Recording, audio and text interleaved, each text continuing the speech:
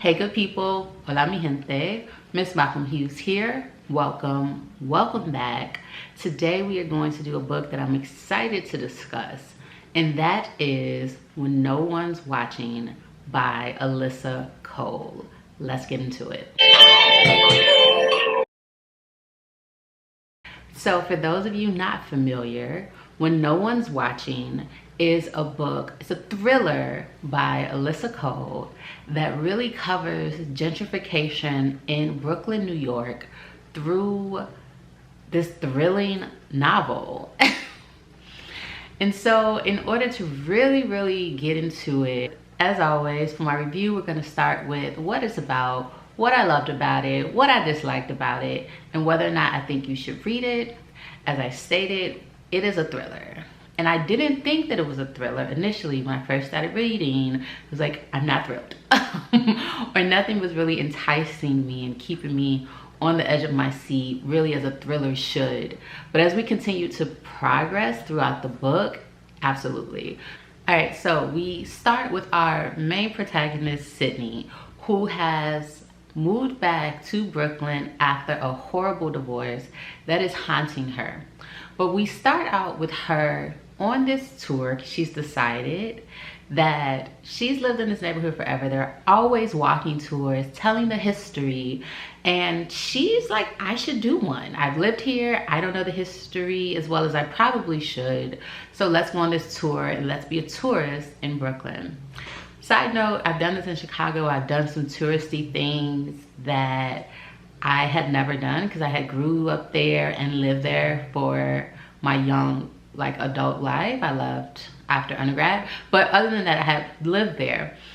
But I went back as an adult with a friend, and like, it's absolutely worth it to do the touristy things. You get a completely different perspective of your city. So this is just my like recommendation that you all do it in your cities.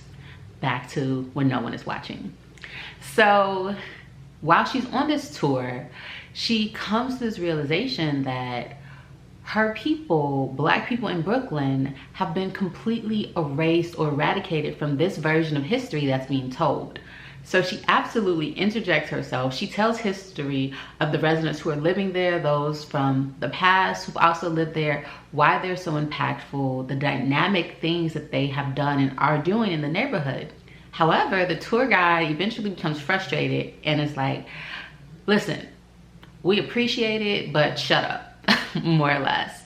And so she eventually leaves early, goes home, comes up with this idea that, you know, she should start doing her own tour in Brooklyn. And so at first I was like, okay, this is not a thriller, but this is an interesting take on updating people on gentrification.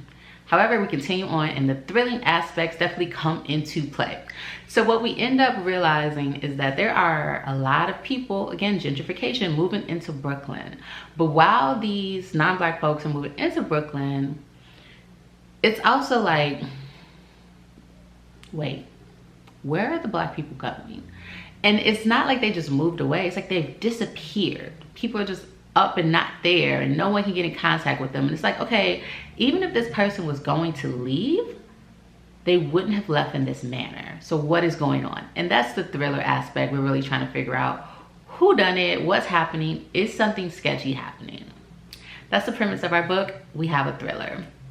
What I really liked about this book, as I stated earlier, is that it does do a good job of including the history of gentrification, including some of those historical tidbits. Who was there before? Why was the land stolen from them? How was it stolen? The impacts of it. I loved all of that. As you all know, I can be a bit of a history buff, so that part for me was just chef's kiss, really good. And she rooted that in a lot of history, and I love that at the end of the book she actually includes a lot of links and references to the works that she studied and that she used to develop her own knowledge about this so that she could write about it in such a comprehensive way. So pros.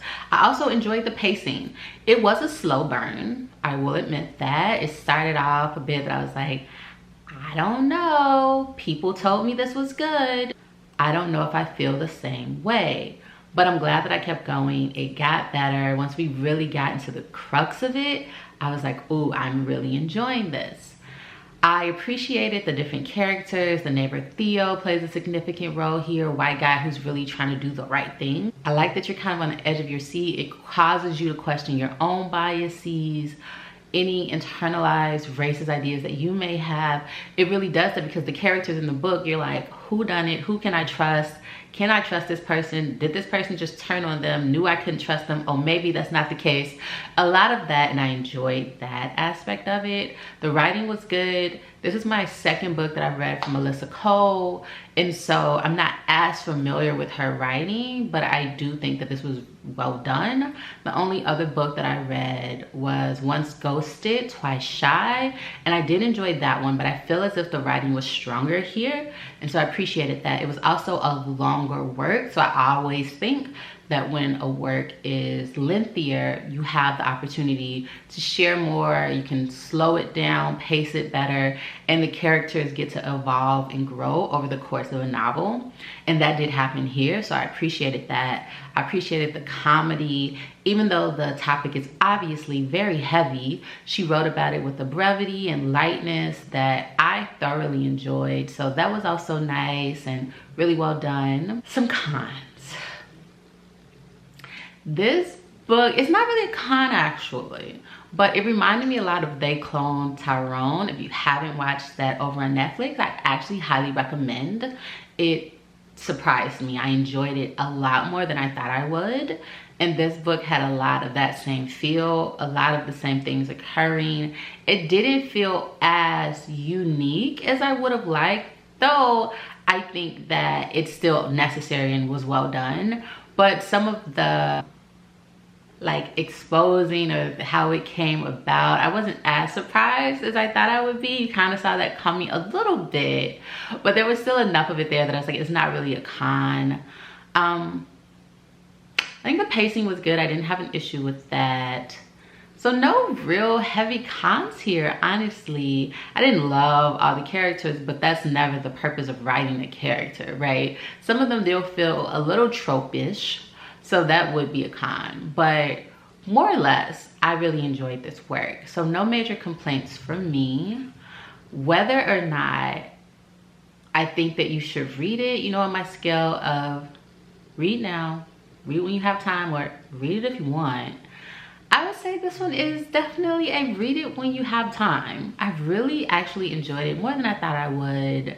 Love the plot and the storyline. Love the characters. Enjoyed the pacing. It was a slow burn, so you kind of got to stick with it. It's a little bit of a con, but overall really enjoyed it and would recommend. So definitely check it out when you have time. That is it for me. As always, I am MsMalcolmHughes, one who believes that books are sometimes better than people. And until the next one, please remember to give time, to be kind to each other, and to have the very best day of your life on